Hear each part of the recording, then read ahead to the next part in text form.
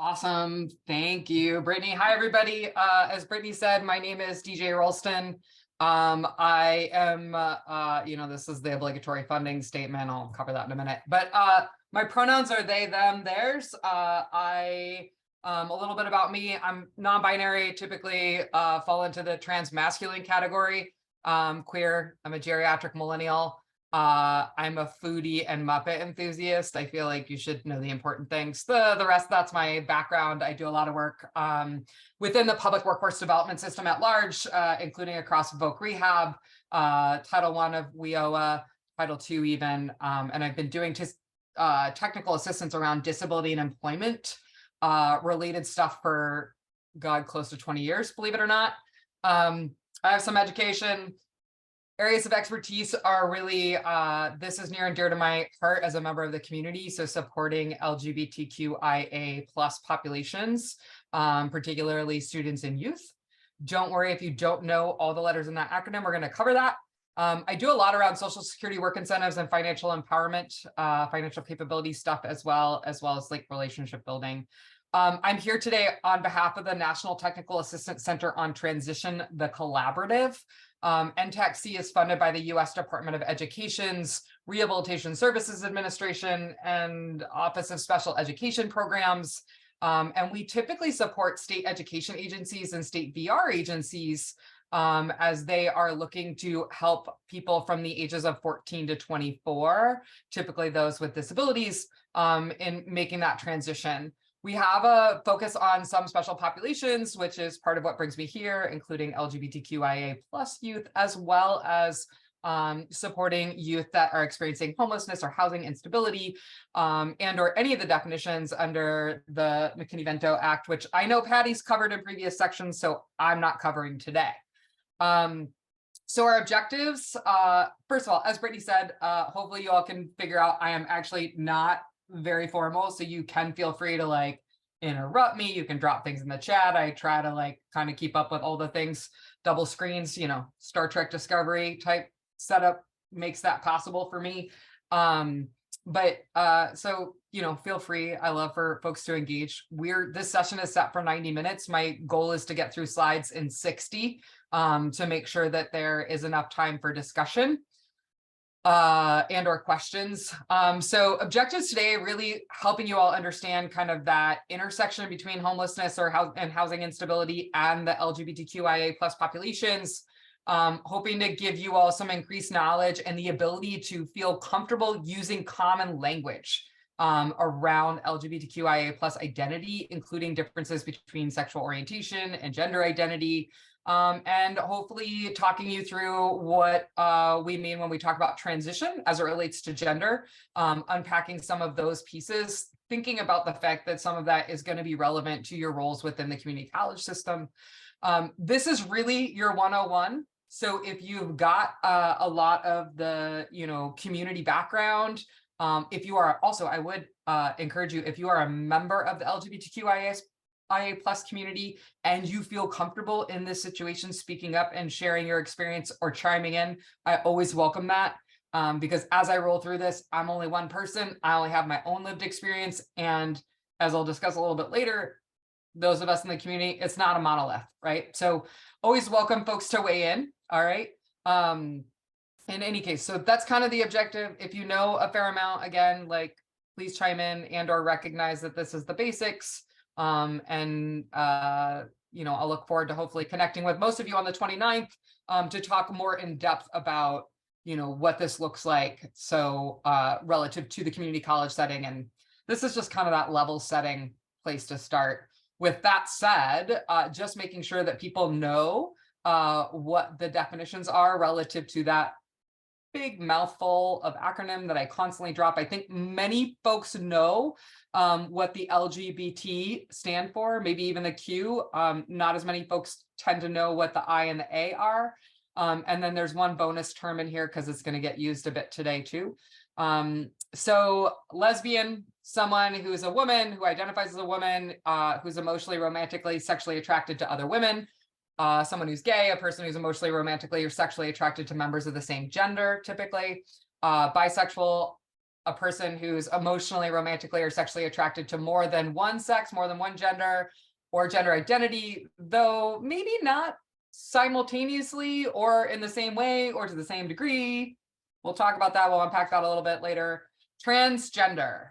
So transgender or trans is an umbrella term for people whose gender identities and or expression falls outside of cultural expectations or societal expectations based on the sex that they were assigned at birth. That is how we normally talk about sex as well. We talk about it as assigned at birth. I'll talk about that in more detail in a couple slides. So being trans does not imply any specific sexual orientation.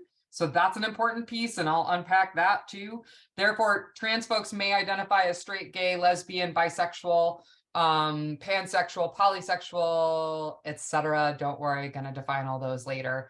Queer, it's an umbrella term for sexual and gender minorities that are not heterosexual and cisgender. The Q can also be for questioning, especially if you are talking about younger folks, right? So sometimes younger folks, and like honestly, really at any age, like is kind of my opinion, maybe folks are in that kind of questioning space. And so they're sorting through their own identity, their own orientations, right? Like Q can be for questioning, largely for queer though. Intersex, which is the I, so LGBTQIA. So intersex is actually an umbrella term used to describe the wide variety of bodily variations that occur. So the reality is a lot, I think that they say that folks born intersex are as common as folks who are born with red hair. So that just gives you something to think about there. But folks who are born intersex typically can have variations in physical appearance of genitalia. They can have variations in chromosomes, variations in secondary sex characteristics. And, you know, some of these things are apparent at birth, some are not apparent until someone goes through puberty. Some things are never really apparent. So for example, you can have, you know, chromosomes like XY, or you can be XXY, you could be YYX, like there's all sorts of variations there, natural variation that we're not always aware of. And may manifest in different ways. So folks who are born with intersex or who are born intersex have kind of that variation there. A, often it stands for asexual, so the lack of sexual attraction or desire. The other term I threw on this slide is cisgender. And the reason that I really wanted to cover these first is because these are the main terms that are going to be used on the next few slides as we contextualize our understanding of homelessness as it relates to the LGBTQIA population. But this last term, cisgender. So cisgender is used to describe an individual whose gender expression and identity aligns with the sex they were assigned at birth. So for example, if you were born and the doctor yelled out, largely based on genitalia present, you know, it's a girl and you're now grown and you identify as a woman, then you would be considered cisgender. Cisgender is not it's not a slur.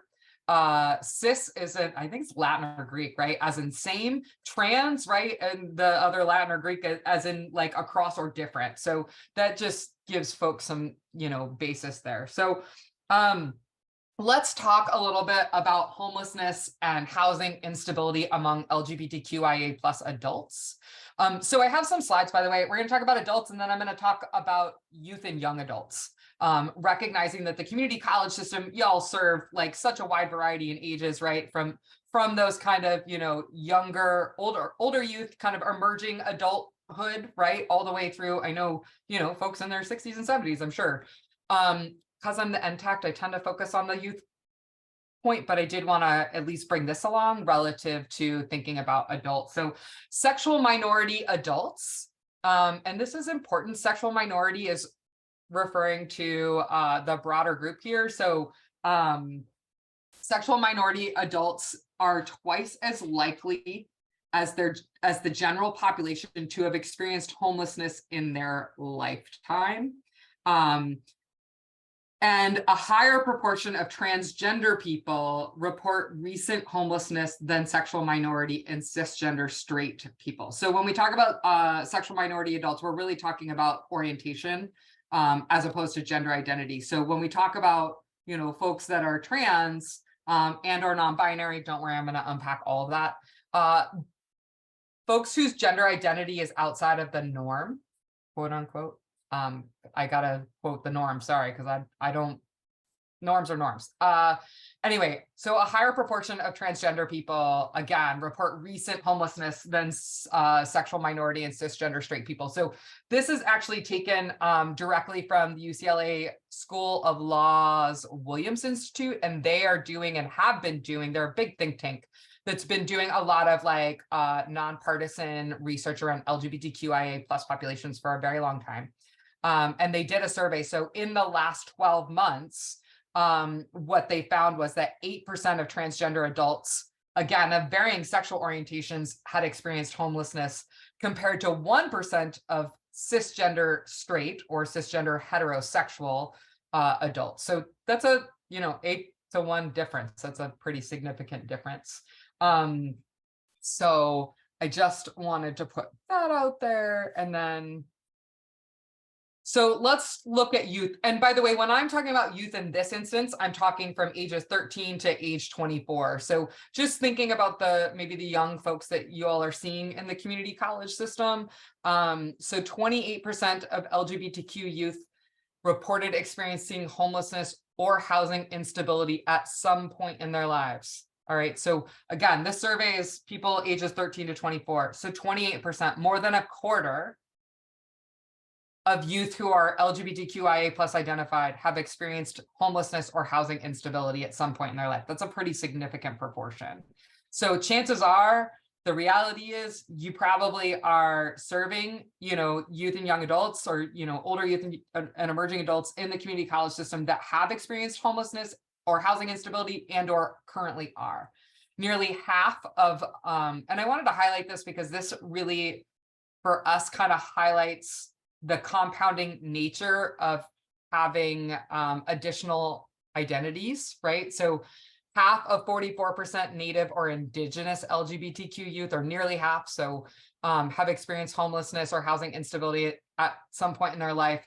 That's compared to when we look at the Asian American Pacific Islander population at 16%, 27% for white LGBTQ youth, 27% for Latinx LGBTQ youth, and 26% of Black LGBTQ youth, compared with 36% of multiracial LGBTQ youth. So again, we can just kind of see how these different social identities can overlap each other to really think about, or to really think about what that impact is. So there are other things we have to take into consideration, right? So homelessness and housing instability were reported at much higher rates for transgender and non-binary youth. Again, this should come as no surprise, but this includes 38% of transgender girls and women, 39% of trans boys and men, 35% of non-binary youth, compared to just 23%. And I say just, like, that's a little number, still a real high number, folks, right? Like 23% of cisgender LGBTQ youth. So in other words, gender identity and those that are trans and non-binary, like, are experiencing homelessness and that housing instability at, again, greater rates beyond their cisgender, but other sexual minority peers.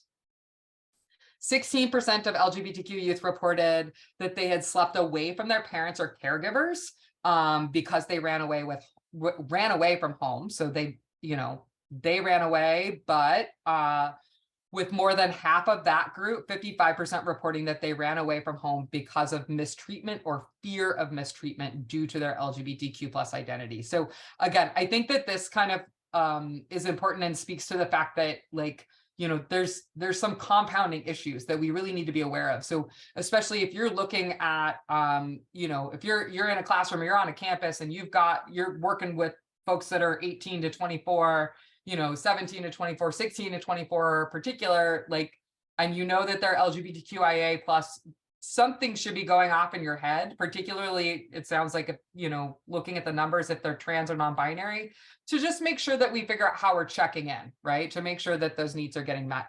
Lastly, 14% of LGBTQ youth reported that they had slept away from parents or caregivers because they were kicked out or abandoned. So with 40% reporting that they were kicked out or abandoned due to their LGBTQ plus identity.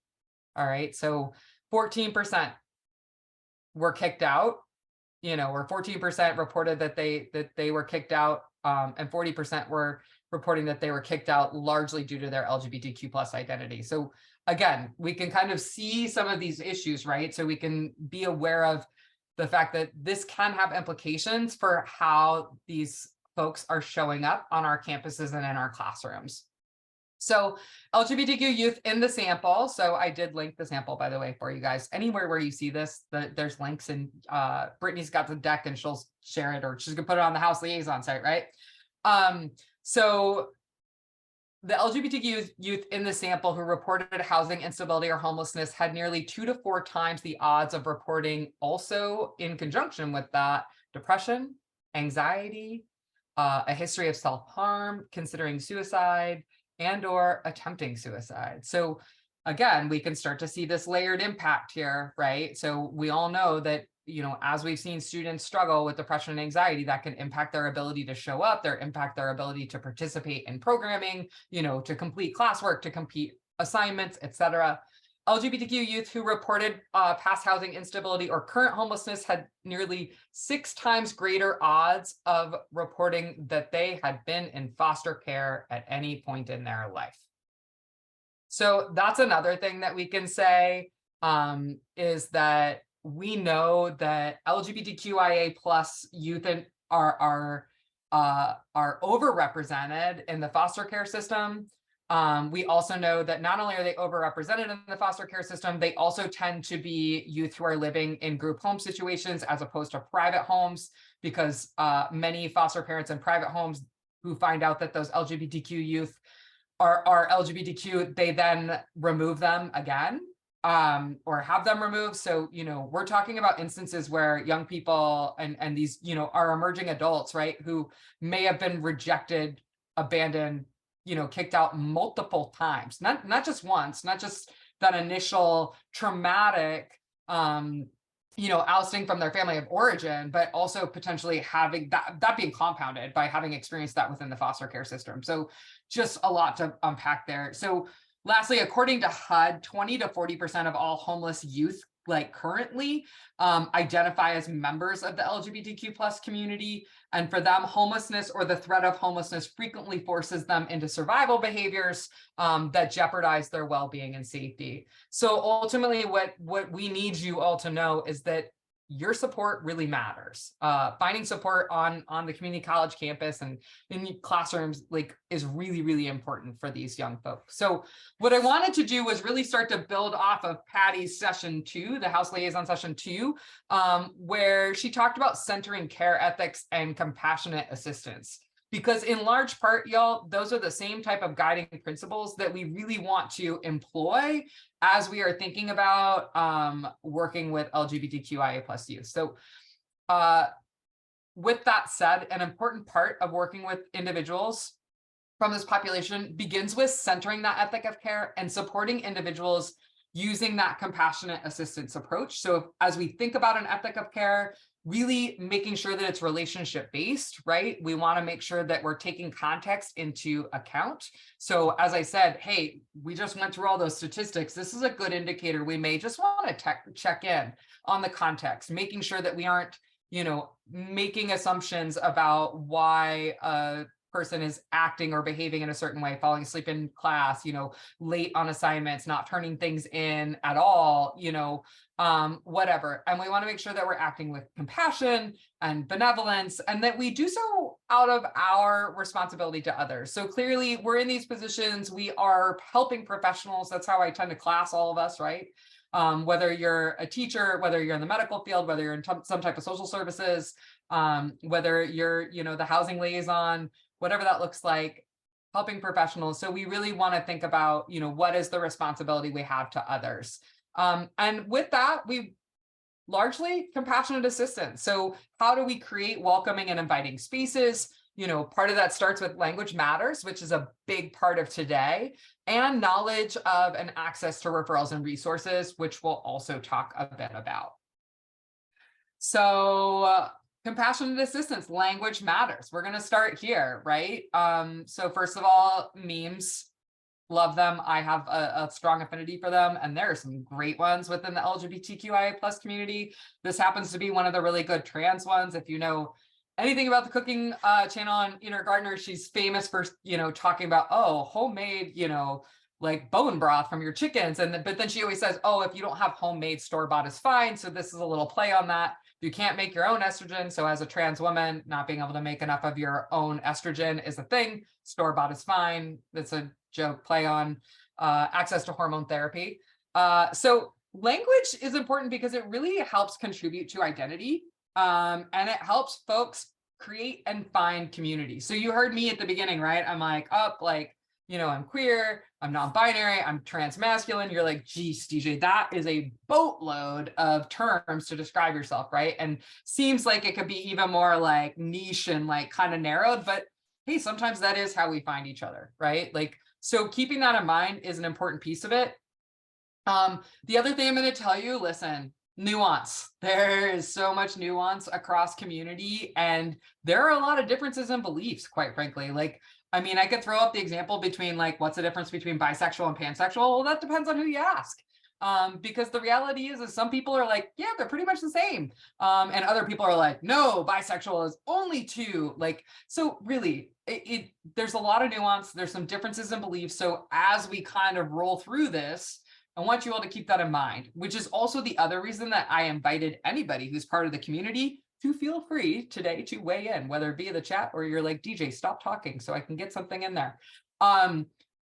Bottom line, we're not a monolith, right? Like everybody has different experiences. So like if you've met one trans person, you've met one trans person, right? Just like if you've met one person of a different race, right? Like let's say you've met one Black person, you've met one Black person, you've met one African-American person, you've met one African-American person. Point being, everybody's different. So we can't lump everybody into the same group, and we certainly aren't going to tokenize or ask people to speak on behalf of an entire group, which again is why I prefaced what I did. Hey, I'm only one person. I can't speak on behalf of the entire community, right?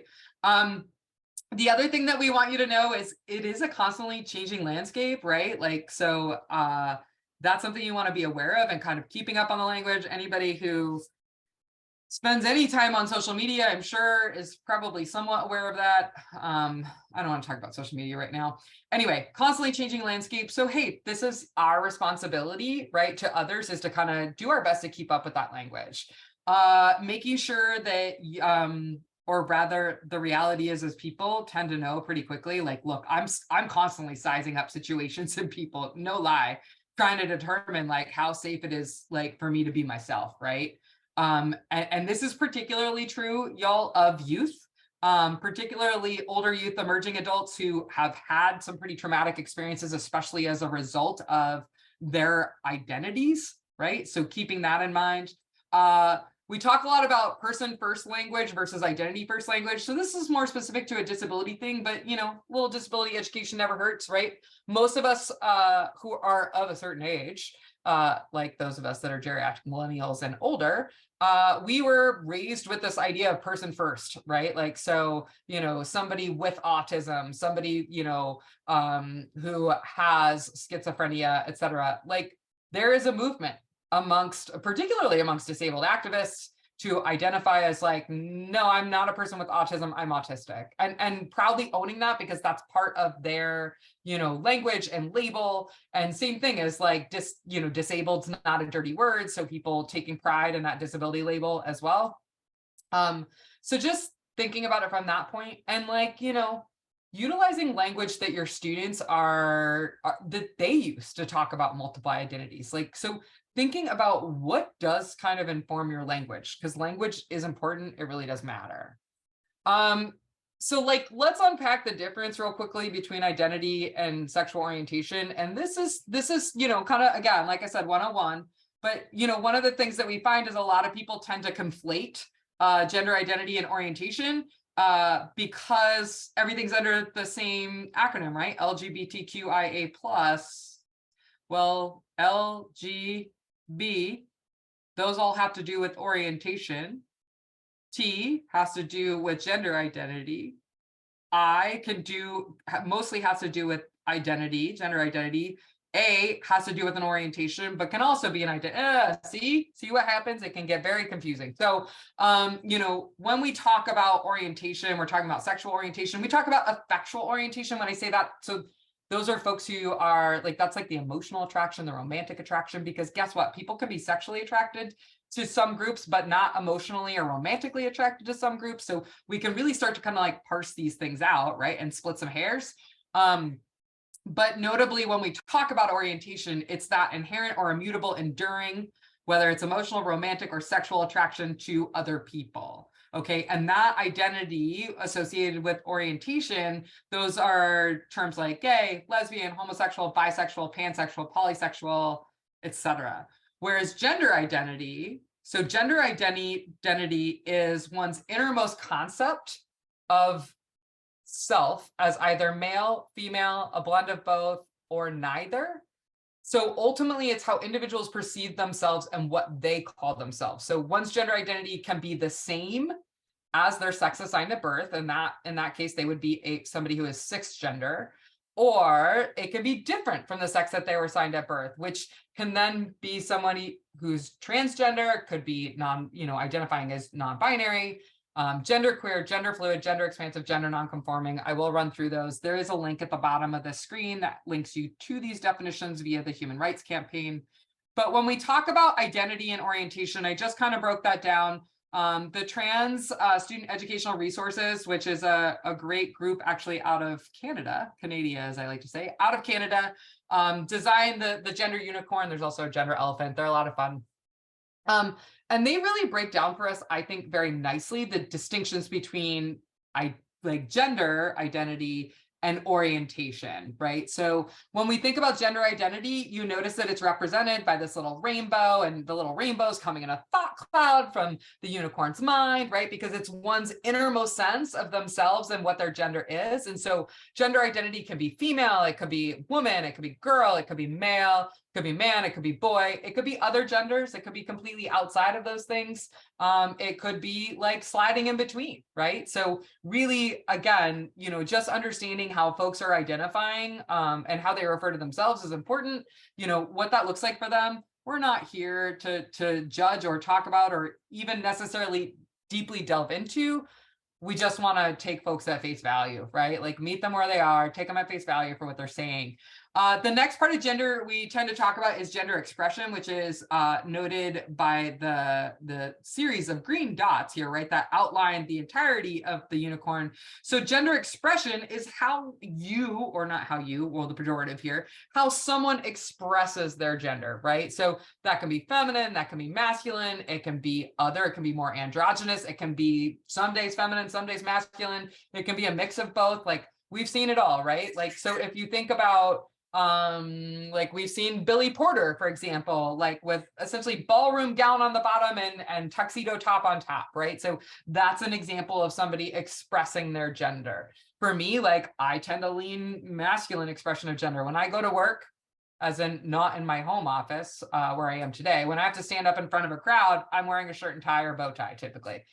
Because I tend to lean masculine, and you won't catch me in a dress. Absolutely not. Not going to happen.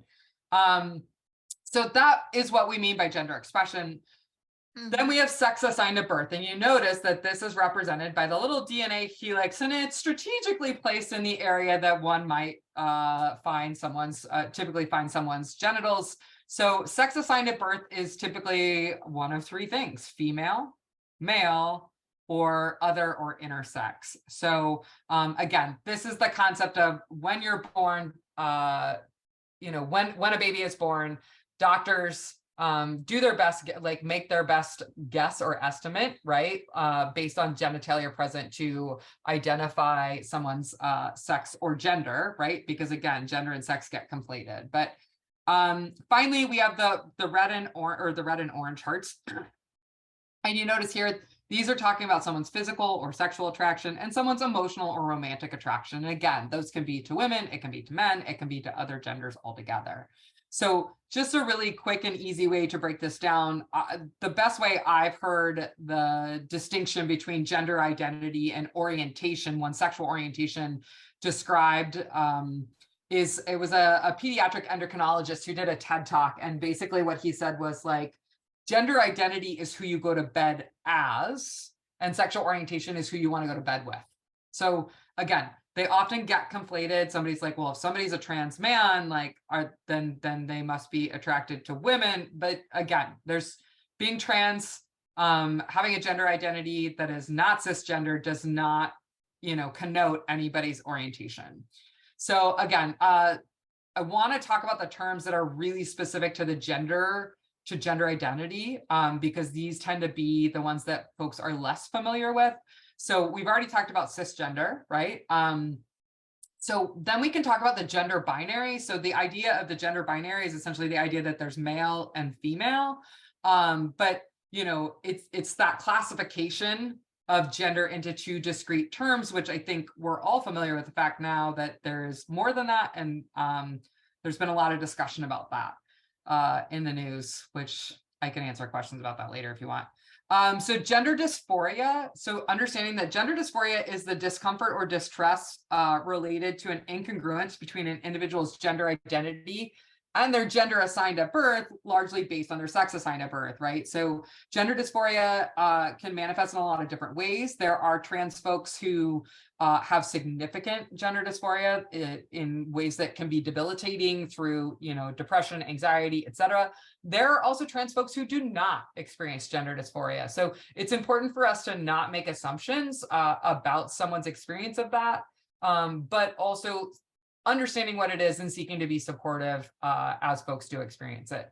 We've talked about gender expression already, and gender identity. Again, gender identity is someone's internal sense of being male, female, something else, which may or may not correspond to their sex assigned at birth or their sex characteristics, secondary sex characteristics. So the reality is, folks, everybody has a gender identity. Some people's gender identities is cisgender, some people's is, transgender, some people's might be non-binary. So when we start thinking about folks, there's a lot of kind of umbrella catch-all terms, right? That folks tend to use. They often use interchangeably. When you start to break down these definitions, you're going to be like, DJ, this all sounds like the same thing. I hear you. Again, language is important. Listening to how people identify themselves is important. And recognizing that some of this shifts over time, right? So maybe as someone's coming in, they might originally describe themselves as gender nonconforming, meaning an individual whose gender identity or expression differs from gender norms associated with the sex that they were assigned at birth, right? So sometimes we can talk about butch and femme identities within the lesbian community, but hey, sometimes that extends beyond that community at this point. And so, but for a woman who was assigned female at birth, who still identifies as a woman, but dresses and presents very masculinely, and like perhaps she identifies as a butch. So that would be an example of an identity, or, someone who could be considered gender nonconforming, right? Genderqueer, it describes an individual whose identity doesn't align typically with a binary understanding of gender. It can include those folks who think of themselves as both male and female, neither, moving between genders, a third gender, or outside of gender altogether. And honestly, like, this looks pretty similar to the definition for non-binary, which is a person who does not identify exclusively as a man or a woman. So non-binary folks may identify as being both a man and a woman, somewhere in between, falling completely outside. And here's something else to note. While many non-binary folks might also identify as transgender, not all non-binary people do. And this gets back to that conversation we were having earlier about nuance and kind of changing beliefs and understandings and disagreements within even the LGBTQ within our community itself.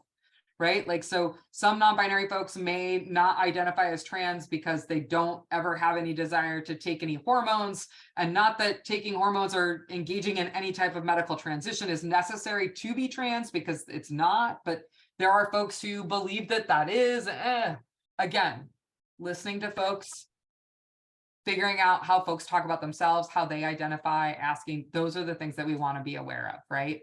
And if we do that, then we can act in a trans affirmative way, which is really just the action of being aware of, respectful, and supportive of the needs of trans and gender nonconforming individuals. So I'm going to go out on a limb here and say all of you are trans affirmative because you're sitting in this training and you haven't left yet, right? Like you're here, you want to know the best way to serve, the students that are on your campus who are LGBTQIA plus, including trans folks. So, and again, transgender just as that umbrella term.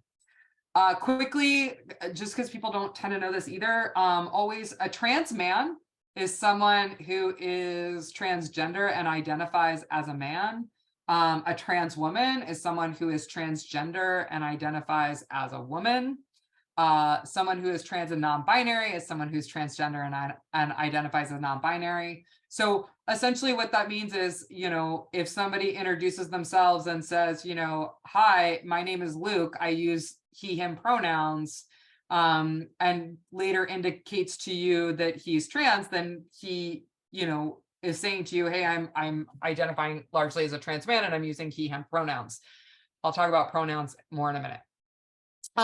The other thing that we want to talk about is someone who's out. So someone who's living openly in terms of their sexual orientation and or gender identity, where and when it feels appropriate. This is important for us to understand. So if somebody discloses their LGBTQIA plus identity to you, the first response should be like, hey, thanks for sharing this information with me. And quite frankly, particularly for trans folks right now, thank you for trusting me with this information, because being trans is it's a whole hot mess right now, like relative to what's going on in terms of the persecution across the country. So, thanking that person and then saying, hey, can I ask who you're out to? And y'all, this is going to be particularly important for anybody who might be financially dependent on their living situation. So thinking a lot of times here, like maybe as you've got some of those older youth who are emerging adults who might still be living at home, right? We want to make sure that we're asking if they're out at home, because you never want to inadvertently out, which is the act of outing, right? Like, which means exposing someone's LGBTQ plus identity without their permission, because this can actually have serious repercussions on employment, on economic stability, personal safety, religious and family situations. As you saw, right? Like 24% of LGBTQ youth between the ages of 13 and 24 have experienced some form of homelessness and housing instability at some point in their life, right? Like up to 40% of those within foster care are identifying as LGBTQ plus. So again, like exposing someone's identity, whether that's their gender identity or their orientation, that can have serious ramifications. So that's why we're asking that question if they're out, because we don't ever want to inadvertently out them. And yes, I love that, Marcus, so important. This includes, even if they appear to be out when you see them away from school, you should never disclose that ever, right? Unless you've got that explicit permission and they've told you explicitly, yeah, I'm out everywhere in my life, right? Like, and PS, they may be really what we say is closeted, right? Folks who are very much hiding their identities, and not hiding in a bad way. They are not disclosing their identity for many good reasons. But yeah, we never want to assume without asking where they're out, even if perhaps their dress might indicate, right, in some way, or maybe people are making assumptions about their actions. We don't ever want to assume. So thanks, Marcus. That was important. So let's talk about pronouns, right? There are a lot of pronouns. This is only a small handful, right? So the feminine pronouns, I think you all are pretty familiar with, she, her, hers, he, him, his for masculine. Gender neutral, we're seeing more and more folks talk about or use they, them, their. There's also other gender neutral pronouns that are often referred to as neo pronouns. So they, her, and hers. You see it sometimes as ze, their, and them, where it's spelled with X. So, what I can say to you about pronouns, y'all, not hard. And practice. It really is actually important. Pronouns, respecting someone's identified pronouns, like what they've indicated they're using, is really important, and it goes a long way. Like, I mean, even for me personally, just kind of like sharing out, I was sharing this not too long ago. Like, I was working, in my position for 5 years before I came out.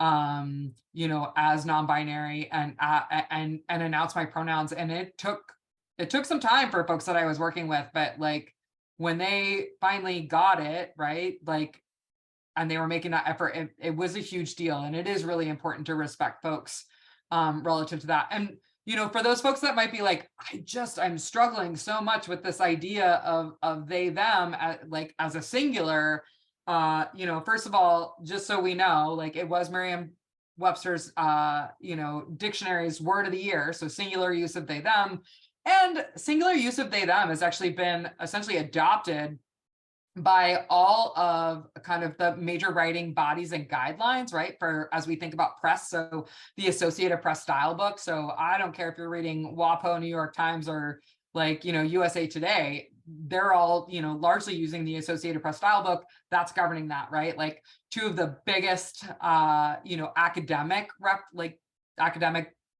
guidelines out there, APA style and Chicago MLS, they've all adopted singular use of they, them.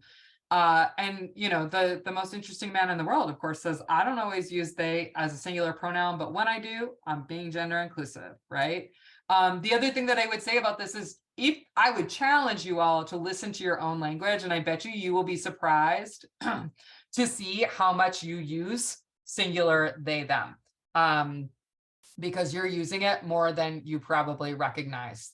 And that's because oftentimes when we're in a group and then somebody leaves, like, for example, like, oh, you know, we're all walking off a ultimate Frisbee field and you look back and there's a water bottle sitting there and you go, hey, someone left their water bottle, right? Because it was a whole mixed group. We don't know what the gender of the person was that left the water bottle. So start listening to that. Like, oh, hey, has the mail come? Like, did they deliver the mail yet? Like, you will find, I think, that you are using singular they, them more than you probably realize. So I want to talk a little bit about transitioning as it relates to gender. So the American Psychological Association defines transition as the process of shifting toward a gender role different from that assigned at birth. This can include social transition. It can include medical transition. We're also going to talk about it in terms of legal transition. And I am going to borrow from the good Chris Mosier, who is a resident of Illinois in the greater Chicagoland area. He is a trans man and athlete, pro Nike athlete, all-American athlete, 2 times national champion, 6 times, you know, Team USA athlete and triathlon. He's now a professional speaker. He does all sorts of advocacy work, particularly around trans participation in sports, but does all sorts of advocacy work on behalf of the trans community as a trans man himself. And honestly, he talked about transition in a way that I'm like, why am I going to reinvent the wheel? Because he did a fantastic job. So if you're on social media in any way, I would encourage you to go check out his work. Give him a follow. And I would encourage that, well, we can talk about that at the end. The social media right now, you know, it's kind of a hot mess, but there are some good reputable organizations who are putting out really great info, and we can talk about what that looks like. So Chris Mosier talks about, like, what does it mean to transition? So, you know, transition typically refers to the process that a transgender person takes to live consistently with their gender identity. And he breaks it down into 3 main categories. So social, medical, and legal. And honestly, like, I think that this is the best way to do it, because especially right now, at this moment in time in our country and everything that's going on, you say the word gender transition or gender affirming care, and people immediately jump to and make assumptions about what that means. And the reality is there's a lot of different ways to transition. All right. And we can start with the fact that many people consider transitioning to be a lifelong process. This is particularly true if someone elects to take hormones, because typically when someone starts taking hormones, that's something that they're going to do for the entirety of their life. So when you hear someone say, I transitioned X years ago, they're typically referring to when they started their process. And what we need to know about that process is that there's no right way and no one way, no one right way to transition. It's really an extremely personal process, and it can be and is often really different for each person because the goals of one's transition are really up to that individual to determine. There's no blueprint. All right. So people can take any step in any order as they start to roll through these, or they can do absolutely none of these and they can still be transgender. All right. Because if we think back, and here's why we say this, right? Gender identity is one's innermost sense of one's gender as male, female, outside, whatever. If their innermost sense of gender is different from the sex assigned at birth, their sex assigned at birth, right? Then technically that meets the definition, right, of being transgender. So we should honor that. Again, kind of making space for folks, you know, and their lived experience, kind of this compassionate assistance idea, ethics of care, right? All of this. So let's talk a little bit about social transition. P.S. When we talk about kids transitioning, this is the majority of what we're talking about, and definitely only what we're talking about relative to children before puberty, right? So in other words, social transition typically includes name and or pronouns. So someone may choose to change their name or their pronouns. Like, so I will tell you all, I changed my name at age 8, 7, 8, I don't know, something like that. I became DJ then because I hated my first name, right? Like, and literally, like, I mean, in retrospect, I know now, but I didn't have the language because remember, geriatric millennial didn't have the language back then. But I changed my name at age 8, you know, like now my hairstyle has changed a couple times over the years, right? Like, so hairstyle, it can include people changing their hairstyles, their clothing, or other physical expressions, right? It can include the mannerisms that people are engaging in. Like, you know, perhaps somebody starts to walk in a different way with a different gait or a different, you know, swing or swagger or whatever, right? It can be the way that people talk. It can be their speech patterns. Social transition can include restrooms that one uses, although more and more now that's starting to feel like it could be a legal decision. Anyway, those are the types of things typically involved in social transition, right? There are things that don't involve medically transitioning, and there are things that don't necessarily involve changing anything long-term that have legal implications. Social transition are things that, quite honestly, if people are exploring, should be things that they could do. Remember when we talked earlier about the Q being for queer, but also for questioning? So social transition could include people trying out some different pronouns to see what feels best, right? Anyway, so that's social transition. And some people may choose to socially transition first. Other folks may not. Other folks may decide that they want to medically transition in conjunction at the same time, simultaneously, right? Or they start to medically transition before they start that social transition, which there's some nuance there in terms of the allowances for access to hormones, and we can talk a little bit about that if folks have questions about that. But so medical transition can include the use of hormone blockers. Especially at ages around puberty, that can be done. But you know what? Hormone blockers also can be used by adult age folks. Yes, Krishna, I will definitely get to that. So use of hormone blockers, hormone therapy. So when we talk about hormone therapy or HRT, hormone replacement therapy, that's often somebody taking a hormone that maybe their body doesn't produce enough of for them to feel comfortable in their body. Gender affirming surgeries, you know, typically referred to as top surgeries, bottom surgeries.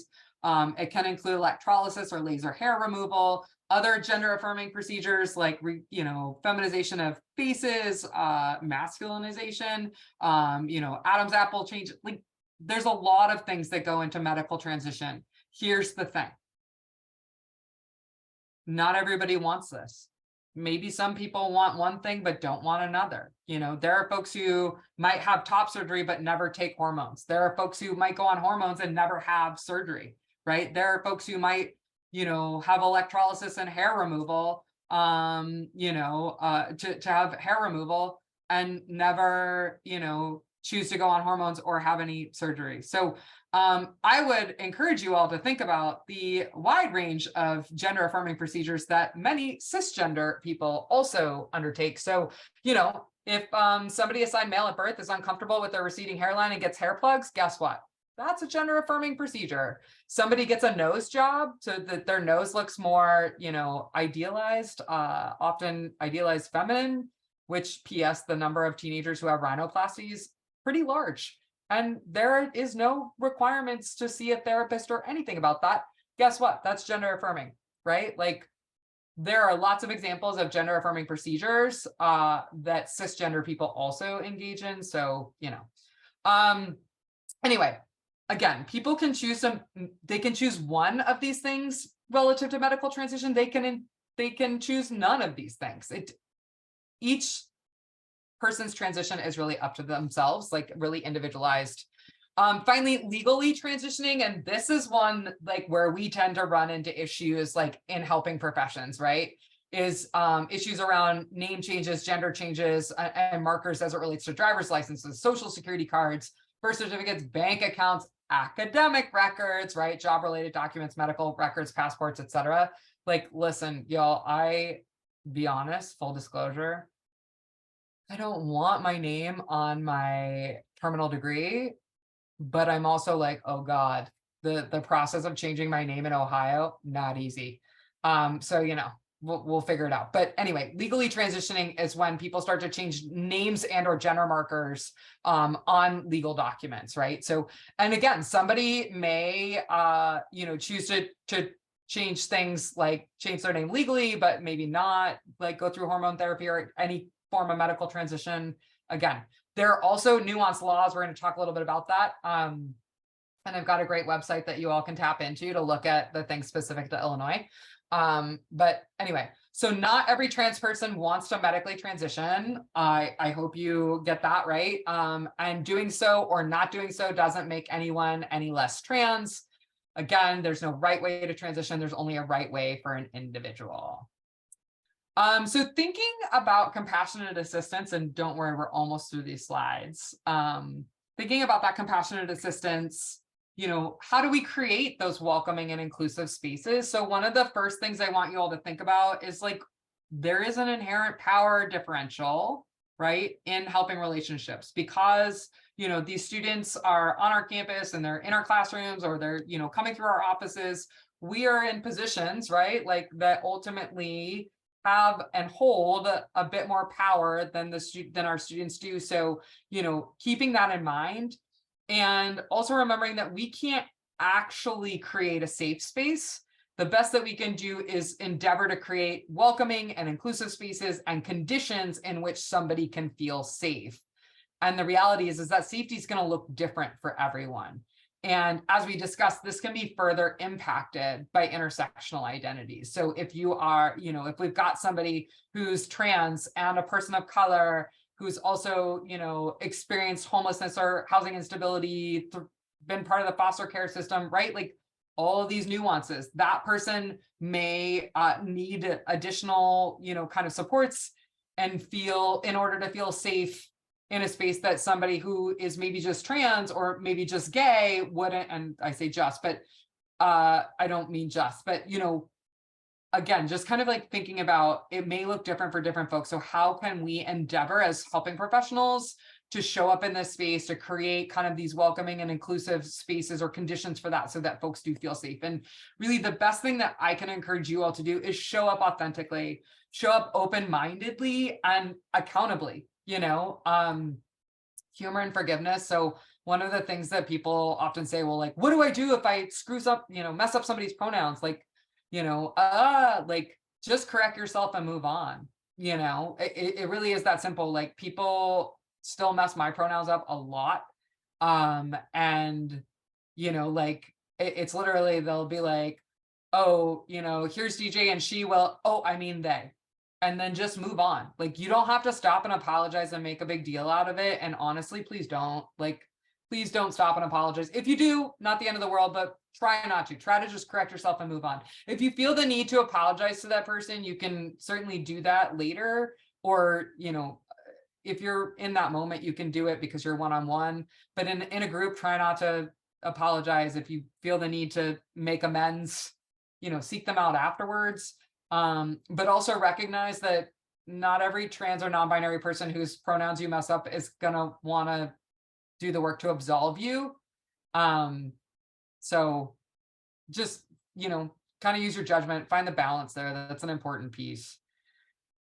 So moving from that welcoming space to actively affirming ones, what can we do? So consider your actions with students. Do you ask about a preferred name or a name someone goes by?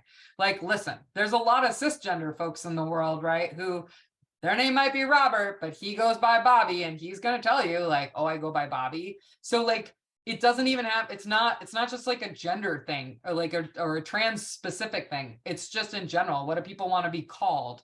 And to that point, what Krishna put in the chat about being mindful not to dead name somebody, so that goes kind of right along with this meme. So a dead name is typically the name someone was given at birth. And sometimes people have a really kind of tenuous relationship with that name. And so it's a big thing in the trans community to often refer to it as your dead name. Particularly you see it across spaces and places, but it can feel, I see a lot of it when we look at folks who are binary trans, meaning like someone who was assigned, male at birth, who is, now living as their authentic selves as a woman who's changed her name, and she's using, her feminine name to be called, her name that she was assigned at birth, might feel really bad and feel like a dead name. And as Krishna very well points out, being mindful of that even when they haven't legally changed their name. So for example, I was in like the second semester of my doc program, and they were like essentially assigning each of us to advisors, and somebody called out my birth name, and I was like, oh, hell no. And let me tell you, I quickly sent a direct message, because we were over Zoom, it was the pandemic, right? To my faculty member going, hey, I just want you to know this just came up. This was a huge problem. And also like emailed the director of the program. They've made sure that my birth name my dead name's never come up since, which is great. So being mindful of that, right? Including your own pronouns when introducing yourself is also a really great way to signal to folks that you care, right? I love Marcus because he has on his Zoom profile, right? Just like I have on mine, Marcus has his he, him, his. So for example, Marcus might say, hi, my name's Marcus. I use he, him, his pronouns. And you can also ask people about their pronouns. One thing I will say is we do want to be a little bit mindful of that. So again, here's that nuance, right? Because we don't want to ask people their pronouns if we think that they might not be comfortable, or if they're perhaps in a big group and we don't know the status of them being out, because we don't want to actually force people to to misgender themselves. So for example, if Brittany and I and Patty and Amy, we're all hanging out, and somebody comes up and says, hi, my name is Joy. My pronouns are she, her. What's your name and what's your pronouns? Joy doesn't actually really know in that situation whether or not all of us are out to one another, so just, again, some nuance, some mindfulness there. Understanding the use and language of the LGBTQ plus community is a very important way of moving towards being affirming. So again, thank you all for being here today and listening to me ramble on. Researching memes and cultural references, again, a great thing. So another part of compassionate assistance, right, is knowledge to support, knowledge of, and referrals too, which we'll get to the referrals, but let's start from the knowledge piece. We really want some additional knowledge to support gender expansive, which again, one of those more all-encompassing terms, right? And trans individuals. So you want to really familiarize yourself with the legalities of transition in your state. This is a link. This will link you to the National Center for Transgender Equality's state index, so you can look up specifically for Illinois. And actually, I already linked it for you directly to Illinois. So you can find out, hey, what is legally required for somebody to change their name and their gender? Is it, can adults do it? Can minors do it? If minors do it, do they have to have parental consent? Can name and gender be changed on one's government ID? If so, what's needed? What about birth certificates? You know, is that possible? If you can change it on your birth certificate, what is surgery needed? Because there are some states that are like, yes, but you have to have surgery, you know, so just kind of figuring those things out. Also understanding the costs and fee waivers and like gender marker changes. All of those pieces are going to be really important.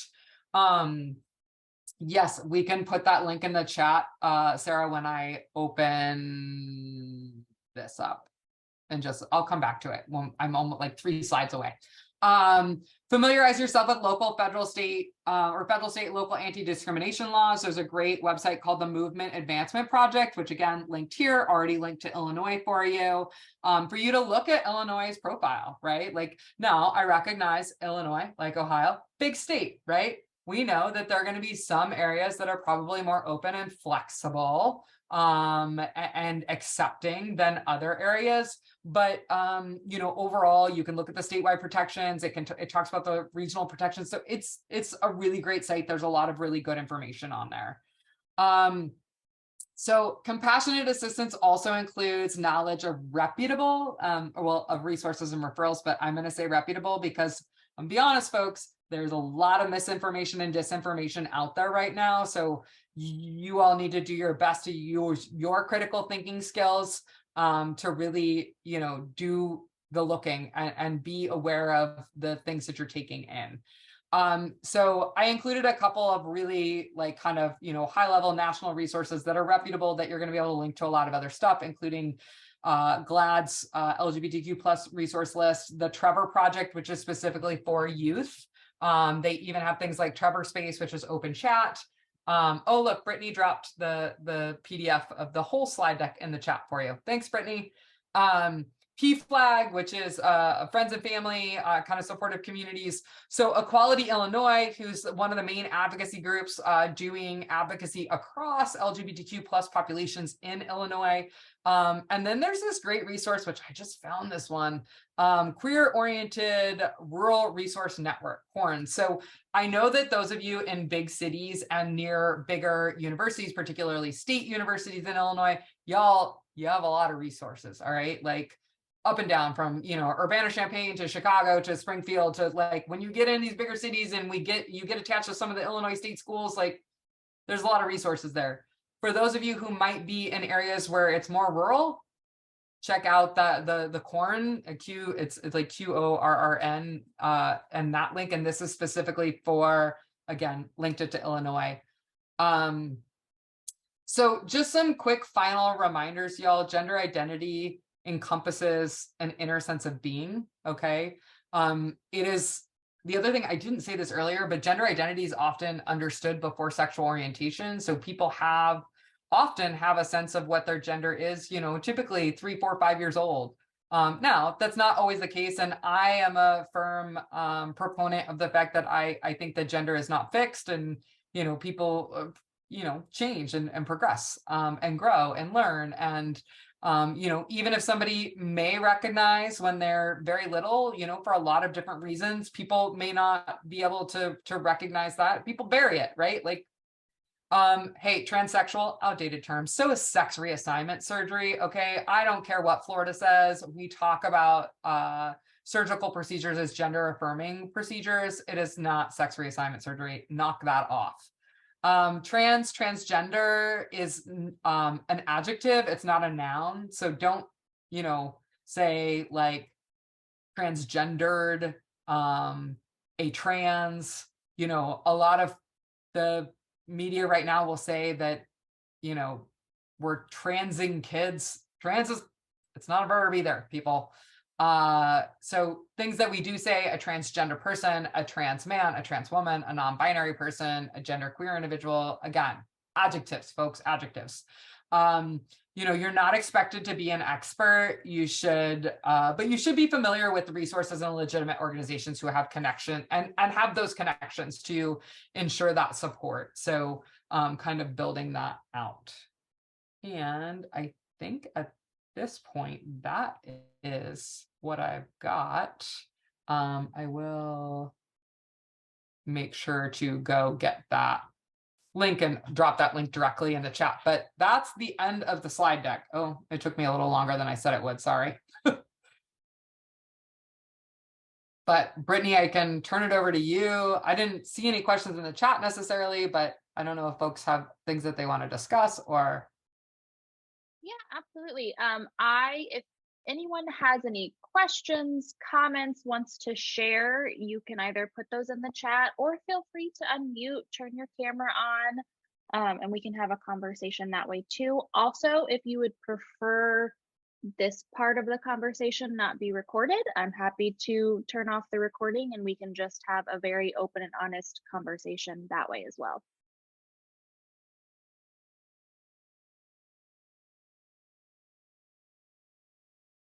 I also know that that was a lot of information. I talked really fast, so sometimes people need time for it to all sink in as well.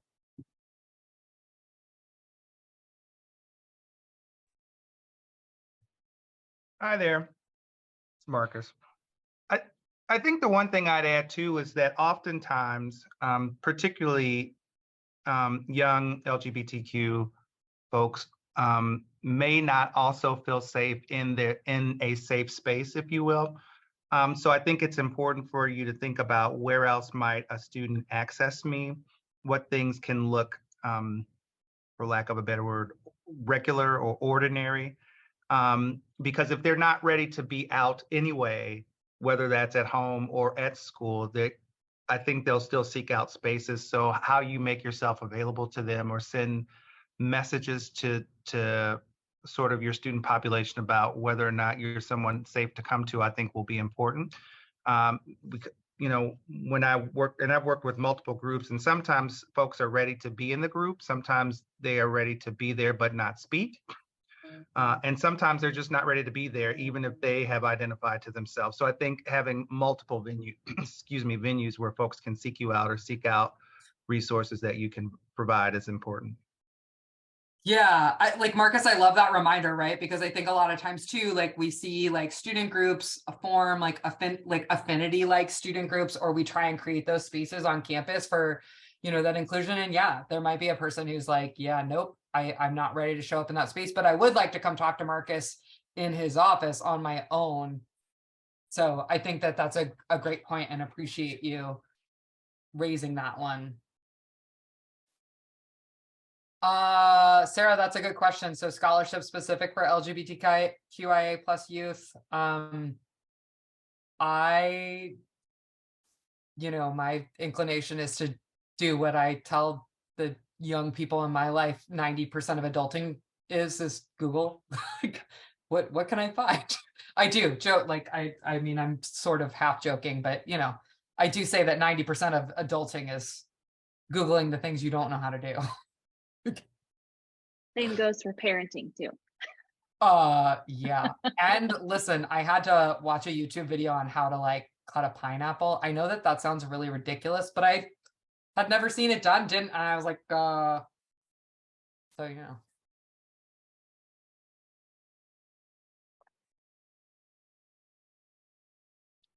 Well, and then Jenny put in the chat when Marcus was talking that they have safe zone training on their campus. So faculty and staff that have gone through the full program get a safe zone sign to display in their offices or classrooms as a signal to others they are an ally.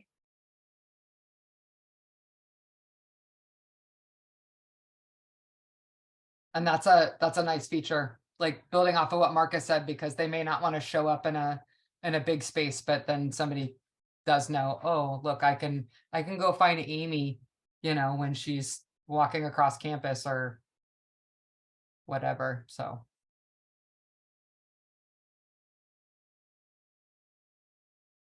I'll add one other thing and then I promise to shut up. But DJ, you reminded me of one of the other things that I think is important in this group is for folks to be thinking about what does our system allow for us to do, particularly around naming students.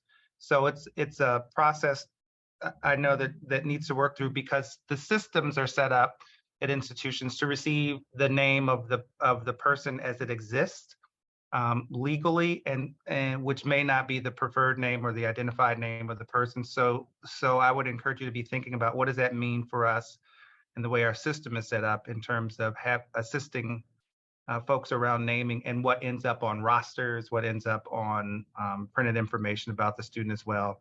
And we talked for a long time about what we could do in our system to be the primary name versus alternate names, for example, which the system allows you for, which would receive and match transcripts, for example, or other documents, verification kinds of things, without having to undo what the student prefers to be identified as.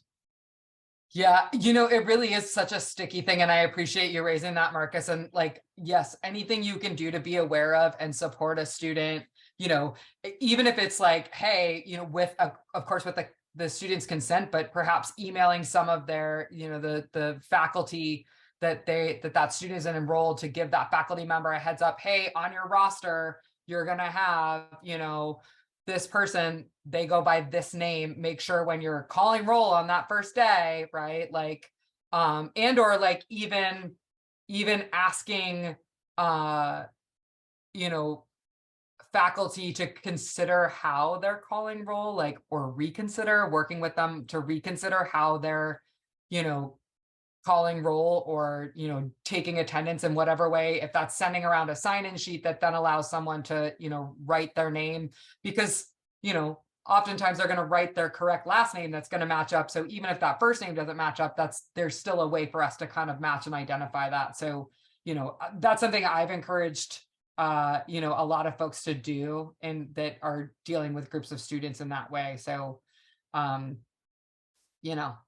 it's also fascinating to me, the number of institutions that are insistent that legal names have to go on actual, like, on the diploma that goes on the wall, when I'm like, that's just a piece of paper. Like, what does that matter?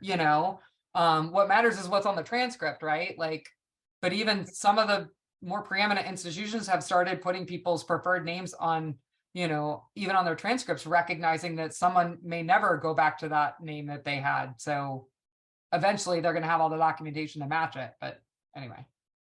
I advocated for a name and gender marker change form for students. And there, I mean, it wasn't like, yes, we're going to do that. There was some arguing, right?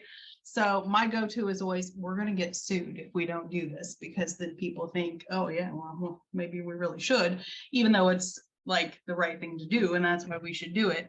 But the students just fill out, it's like a sign now form, which is what we started using during COVID. So we can email it to them, and then they put in their preferred name and whatever, and it goes to our student records department. So then once it's changed in that system, it will be changed on class lists and our course management system, pretty much everything.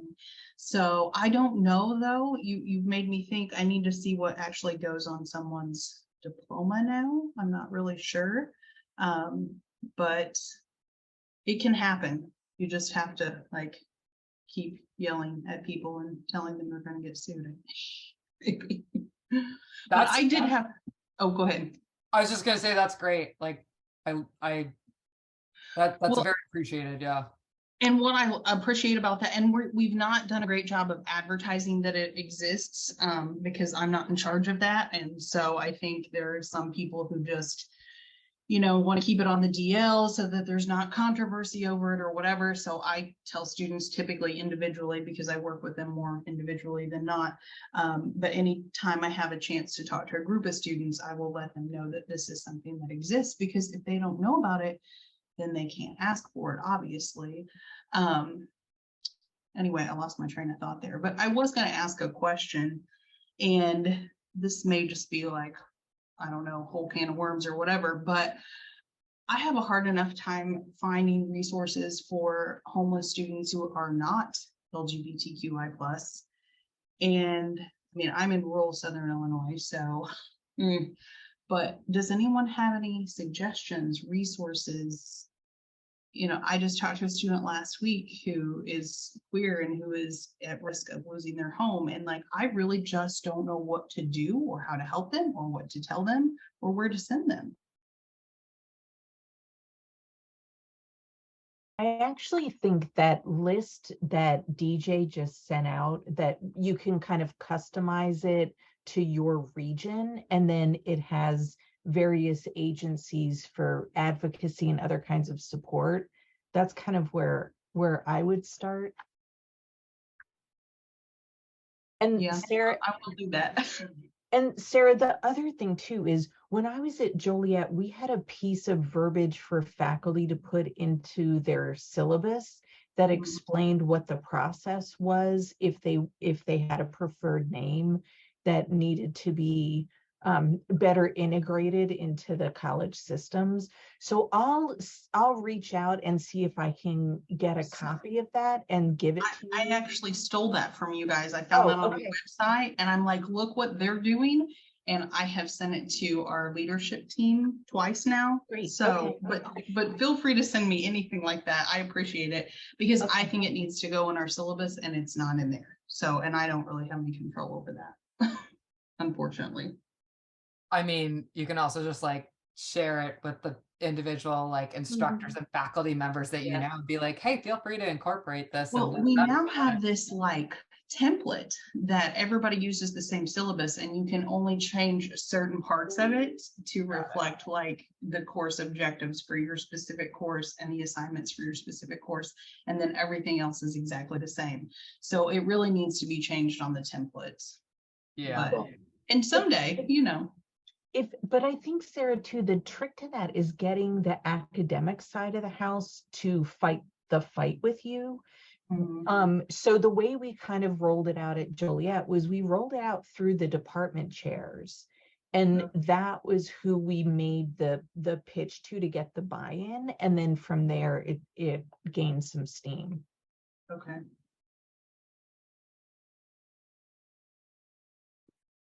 Thank you.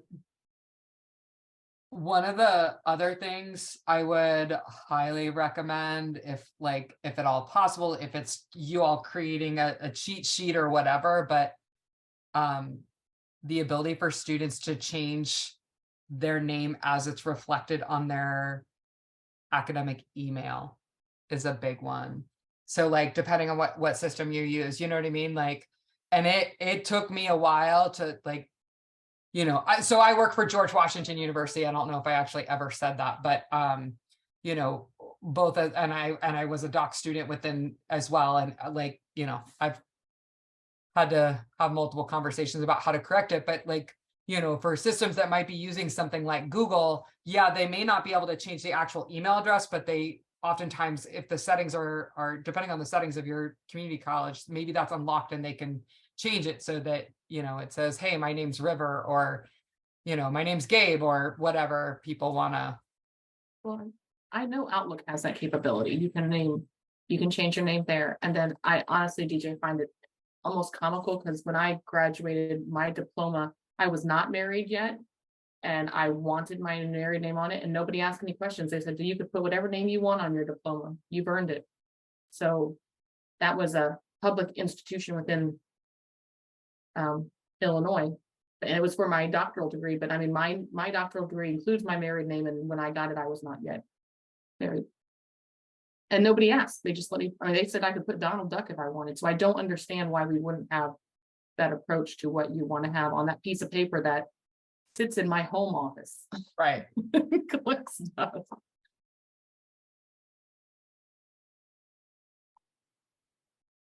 So DJ, thank you so much. And for everyone on the call today, thank you for joining. And also I put in the chat a while ago, I'll drop it in here again, the registration link to our House Summit meeting on June 29th.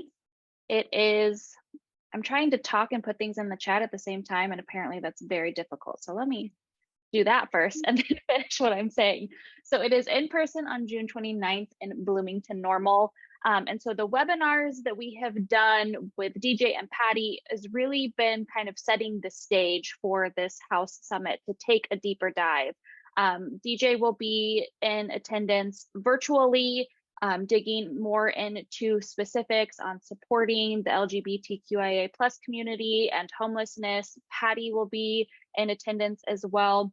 We'll also have people from DCFS and the state kind of going more into, you know, what is the role of the House liaison? What does that look like? Also, individuals in care and foster care, those individuals also can utilize benefits of, you know, the McKinney-Vento Act and homeless support as well. And so it'll be a great 9 to 3 free. We'll feed you lunch. Come visit, learn, meet your other house liaisons within the state of Illinois, meet the team that can support you. So if you have not registered, I strongly encourage you to register. If you have any questions about it, I will also put my email in the chat as well, and you can always email me. Any questions?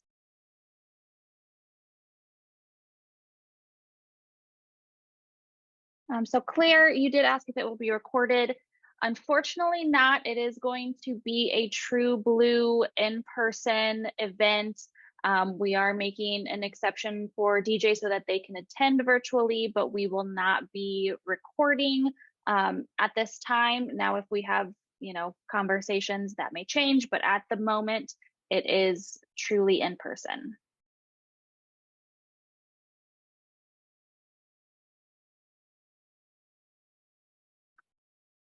All right. Well, unless there are any other questions or comments for DJ, I just want to say thank you. And I think this has been some great information. I've learned a lot from all of the webinars that we've had on this topic. And so thank you all for being in attendance and being supportive. And hopefully we'll see a lot of you on June 29th at that House Summit. Thanks, everybody. And thanks for the work you're doing to support your students. Yay.